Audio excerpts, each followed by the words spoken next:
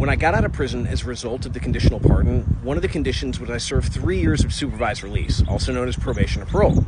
So the question was this helpful or beneficial, or was it a problem? Well, it really depended, especially considering I had 106 years plus the commuted portion of my 32-year sentence over my head, so if I messed up, I could go back to prison for more than 100 years.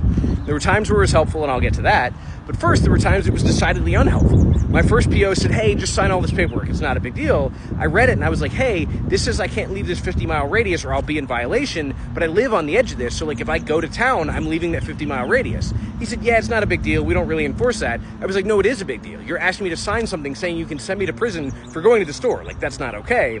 Finally, he kind of begrudgingly said, okay, well, I'll modify that one.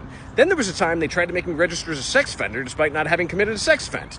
Okay, well, like that's kind of a problem, and I definitely freaked out and finally got an apology vaguely from somebody saying, oh yeah, that was just a mistake, it happens all the time. Like, that should not happen all the time. That should not be an issue that happens.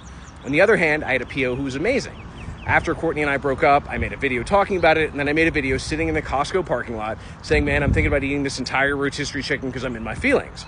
I get an email, my PO was like, hey, I came across this video, went back and looked at your other videos, it sounds like you have a lot going on, is there anything I can do? Is there anything you need? And to me, that's what a PO should do. Like, you're there to make sure people succeed, you're there to support them and see them basically successfully reintegrate into society rather than being a referee and like waiting to throw a flag and call them out and send them back to prison.